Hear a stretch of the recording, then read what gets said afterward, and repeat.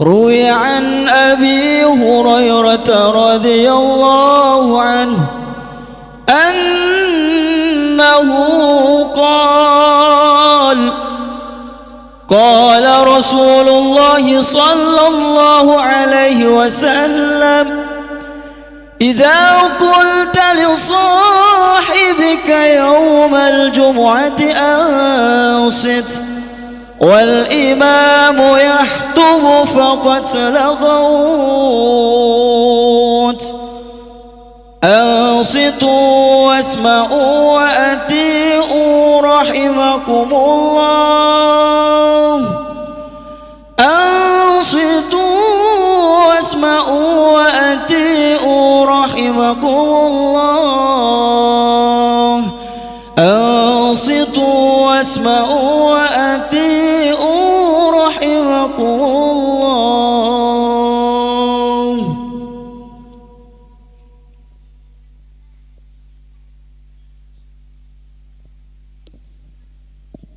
اللهم صل على محمد. اللهم صل على سيدنا محمد. اللهم صل على سيدنا محمد وعلى آل سيدنا محمد.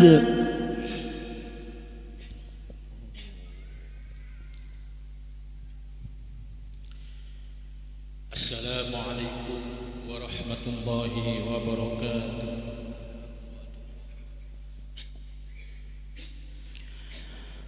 الله أكبر الله أكبر الله أكبر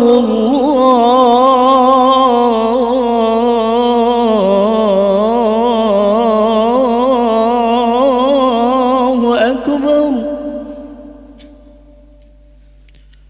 أشهد أن لا إله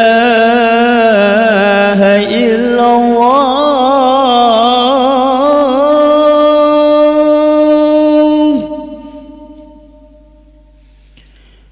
أشهد أن لا إله إلا الله.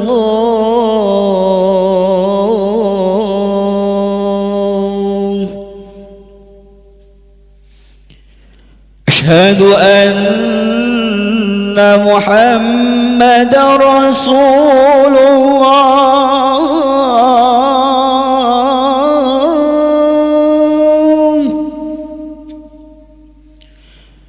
أشهد أن محمد رسول الله.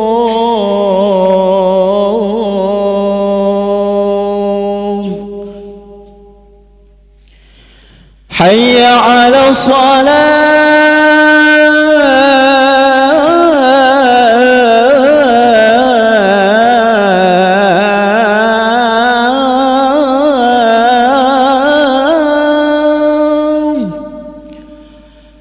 حي على الصلاة.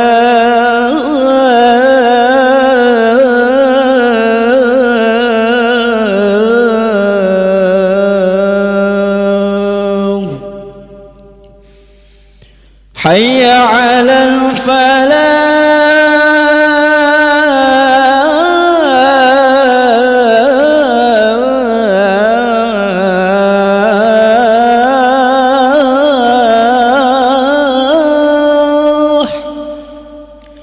حي على الفلاح.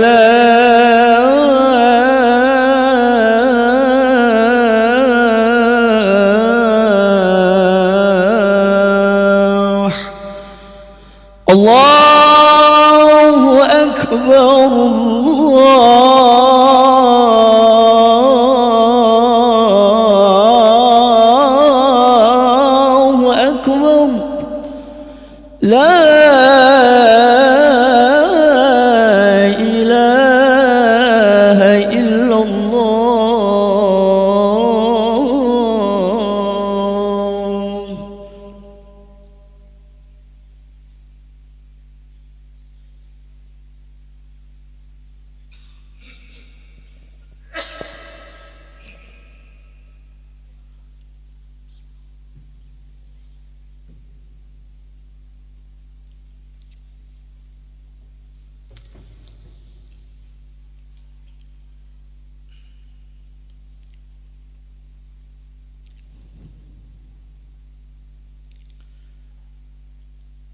Alhamdulillah Alhamdulillahilladzi arsala rasulahu bil huda wa dinil haqq liyudhhirahu 'alad dini kullih wa kafa billahi shahida. Asyhadu an la ilaha illallah wahdahu la syarika lah wa asyhadu anna Muhammadan 'abduhu wa rasuluh la nabiyya ba'da. Allahumma salli wa sallim ala sayyidina Muhammad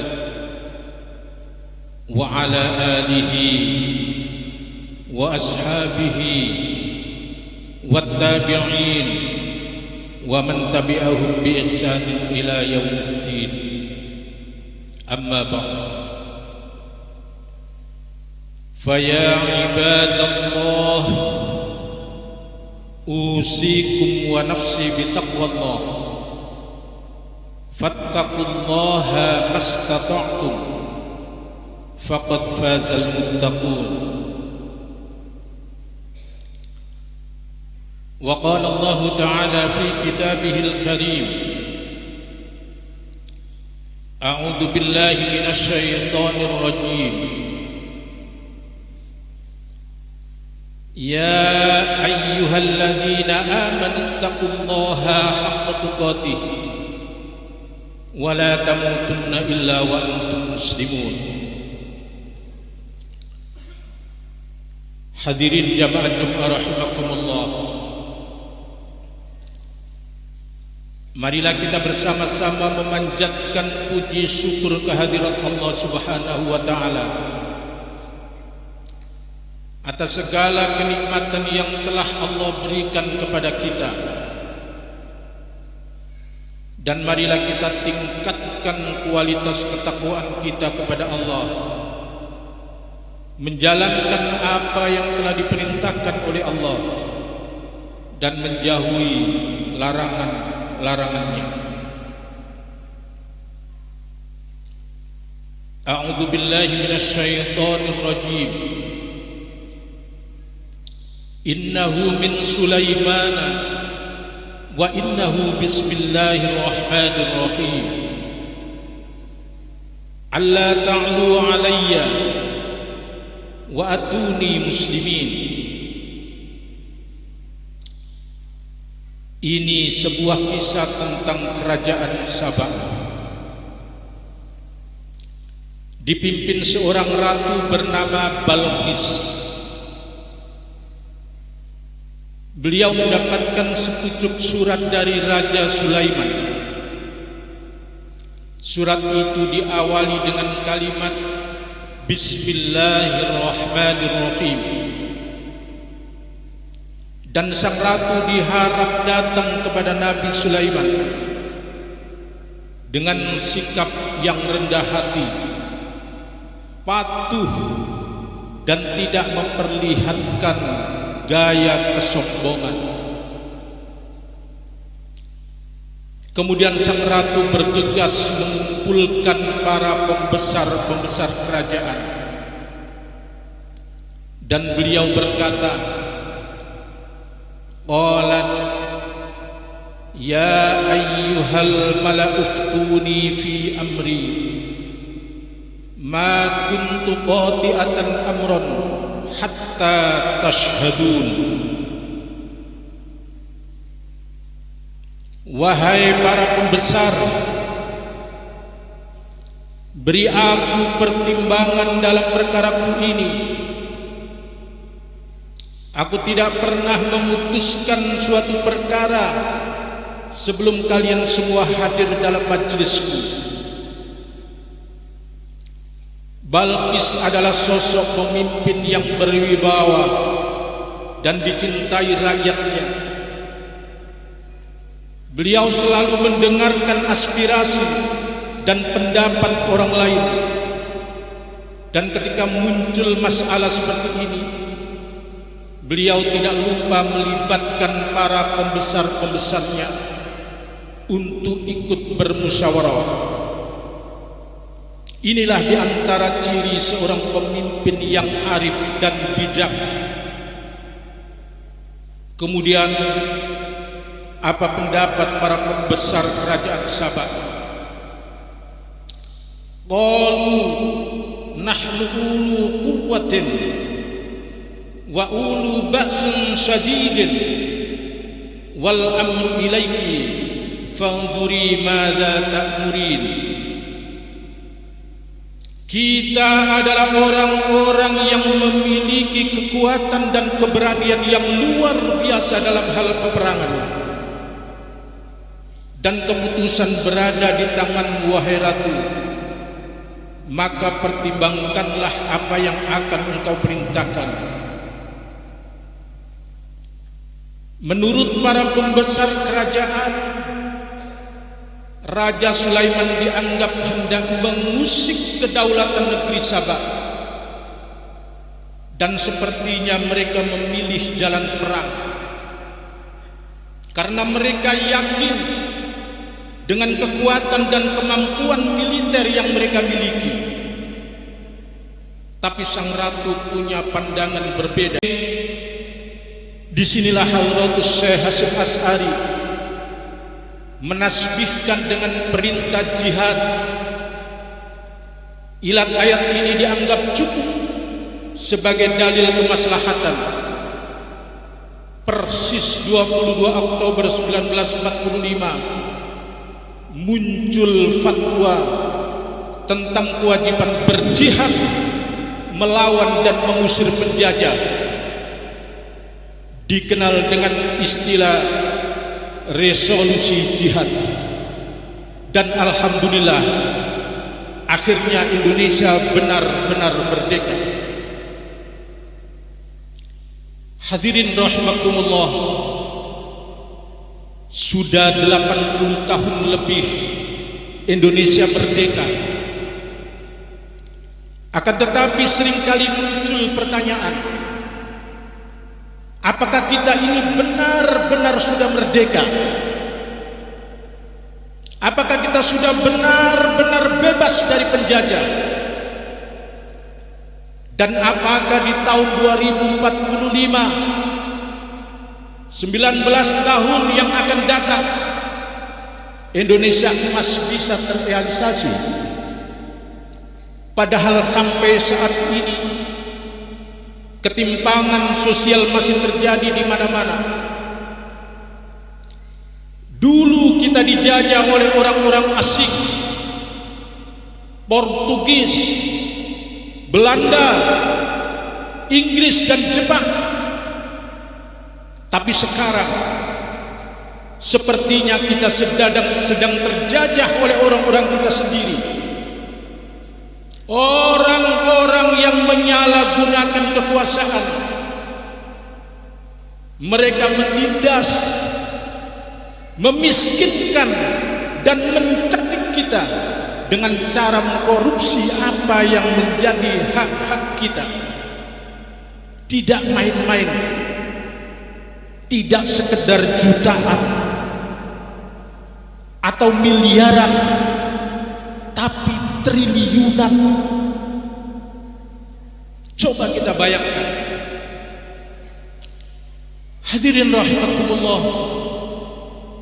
mungkin kita berpikir bahwa penjajah dan koruptor itu berbeda. Iya, tapi beda tipis. Penjajah biasanya tidak segan-segan menyiksa atau membunuh orang-orang yang melawan, atau pembangkang dengan cara yang sadis. Tapi koruptor melakukan penyiksaan dan pembunuhan banyak orang dengan cara yang halus. Negara yang kaya raya terasa seakan hidup di negara miskin. Banyak rakyat kesulitan mengatasi biaya hidup, biaya pendidikan, dan minimnya lapangan kerja. Akan tetapi mereka dengan santainya mengeruk, mengkorupsi kekayaan negara tanpa punya rasa malu, tanpa ada rasa takut sedikit pun. Hadirin rahimakumullah, lalu apakah kita ridho melihat fenomena seperti ini? Tempo dulu ulama-ulama kita bersemangat membuat opini publik dengan fatwa resolusi jihad, cara efektif untuk mengusir penjajah, dan alhamdulillah sukses. Lalu kenapa para ulama sekarang tidak punya keberanian menyuarakan fatwa resolusi jihad jilid 2, mendesak agar diterapkan undang-undang hukuman berat, memiskinkan atau menggantung leher-leher mereka yang terbukti korupsi di atas batas tertentu? Kenapa? Karena korupsi ini berdampak yang sangat luar biasa, bisa membuat banyak orang stres, mengakibatkan banyak orang menjadi miskin sempurna, dan banyak orang terbunuh secara perlahan. Coba sesekali kita membayangkan, seandainya negeri ini bebas dari koruptor, maka kita akan merasakan betapa kayanya negeri kita ini, betapa nikmatnya hidup di negeri ini. Hadirin rahimakumullah, kemudian apa yang dititahkan oleh Ratu Balqis? Wa inni mursilatun ilaihim bihadiyatin fanadhiratun bima yarji'ul mursalun. Dan sesungguhnya aku akan mengirim utusan kepada mereka dengan membawa hadiah, dan aku akan menunggu apa yang akan dibawa kembali oleh utusan-utusan itu. Akan aku kirim diplomat yang handal, akan aku bawakan hadiah-hadiah mewah untuknya. Dari situ kita akan tahu Sulaiman itu seorang utusan Tuhan atau raja biasa seperti pada umumnya. Dan ternyata hadiah-hadiah mewah itu ditolak mentah-mentah oleh Nabi Sulaiman. Ini adalah strategi untuk menguji keaslian seseorang. Jika kita melihat kiai atau ulama yang menerima hadiah, uang, mobil, rumah, jabatan, dan lain sebagainya, dengan hadiah itu kemudian mulutnya menjadi terkunci, terbungkam, berhenti menyuarakan suatu kebenaran, maka perlu kita pertanyakan keaslian kiai atau keulamaannya.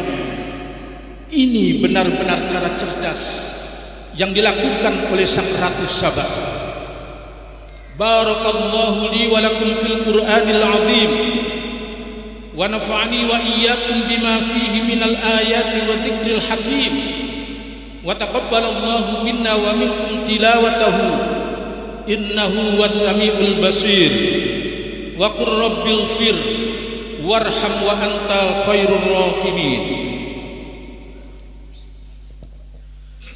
اللهم صل على محمد اللهم صل على سيدنا محمد اللهم صل وسلم على سيدنا محمد.